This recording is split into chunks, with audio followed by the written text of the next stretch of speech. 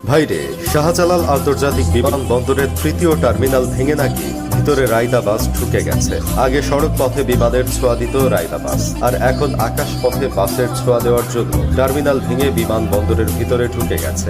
রায়দা বাস হয়তো ভেবেছিল এতদিন রাস্তায় অনেক খেলা দেখাইছি, এইবার একটু আকাশে ওড়ার চেষ্টা করি, কিন্তু তার হলো না, দেয়ালটা বাধা দিয়ে দিল। এই রায়দা পরিবহনকে আবার অনেকে মানবতার ফেরিওয়ালা নামে চিনে, কারণ তাদের মন এতটাই বড় যে তারা তাদের মনে 40 জনের জায়গায় 80 জনকে জায়গা দিতে পারে।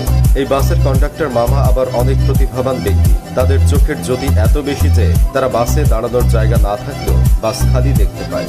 ঢাকা শহরে যতগুলো রায়দা বাস আছে, এতগুলো রায়দা নামের মেয়েও হয়তো বাংলাদেশে নাই। রাস্তায় বের হলে আপনি কিছু দেখেন আর না দেখেন, তাদের নিজেদের মধ্যে প্রতিযোগিতা ঠিকই দেখবেন। একই কোম্পানির বাস, অথচ এমন ভাবে মাজা বেঁকিয়ে তারা একজন আরেকজনকে বাধা দেয়, এমন বাধা হয়তো বাংলা সিনেমায় 203-এর মধ্যেও দেখা যায় না। এই বাসের গতি বুলেটের ট্রেনের চেয়ে একটু বেশি। এই বাসে উঠে যদি আপনি সিটে বসেন, তাহলে সড়ক পথে বিমানের ছোঁয়া পাবেন, আর গতি দেখে বুলেট ট্রেনের ফিল পাবেন। তাদের ফিটনেস দেখলে আপনার সর্বপ্রথম হিরো আলমের ফিটনেসের কথা মনে পড়ে যাবে।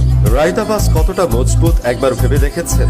যেখানে দেয়ালের সাথে সংঘর্ষ হলে বাস ভেঙে চুরমার হয়ে যাওয়ার কথা, সেখানে বাসই দেয়াল ভেঙে চুরমার করে দিছে। এখন আপনারাই বলেন, এই বাসের ফিটনেস কত অস্থির লেভেলে। আমার তো মনে হয় রায়দা বাসে যদি 2টা পাখা লাগিয়ে দেওয়া হয়, তাহলে তারা আকাশে উঠতে পারবে।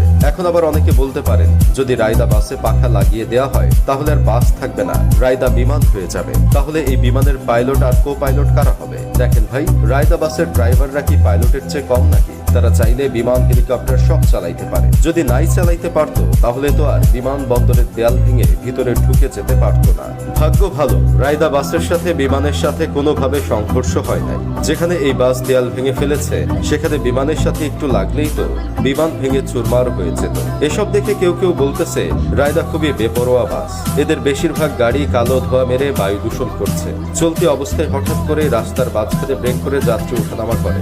এদের মধ্যে কোনো নিয়ম নাই, এর লাইসেন্স বাতিল করা উচিত।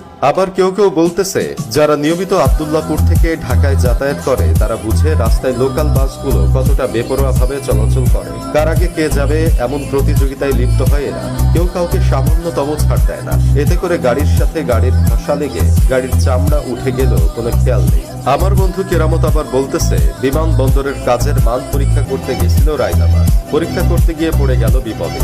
এখন বিমানবন্দর কর্তৃপক্ষ বলবে বাসের ফিটনেস ছিল না, আর বাস কর্তৃপক্ষ বলবে রাস্তার উপর বিমানবন্দর বানিয়ে রাখছো কেন, এজন্য তো বাস ঢুকে গেছে। যদি এখন সঠিকভাবে তদন্ত করা হয়, তাহলে হয়তো দেখা যাবে ঢাকা শহরের বাসের ফিটনেস নেই, রুট পারমিট নেই, এমনকি দেখা যাবে অনেক ড্রাইভারদেরই লাইসেন্স নাই। যাই হোক, শেষমেশ আমি গোলাম হোসেন একটা কাজের কথা কই, শুধু রায়দা পরিবহন না, ঢাকা শহরের বুকে আরো অনেক এমন বেপরোয়া মানবতার ফেরিওয়ালা বাস আছে, যাদের বাইরে ছাল চামড়া তো নাই, আবার ভিতরটা দেখলেও সিটি কর্পোরেশনের ময়লার ভাগাড় মনে হয়। ভালো ফিটনেস ছাড়া যেন কোনো বাস আর রোডে চলতে না পারে, সেই ব্যবস্থা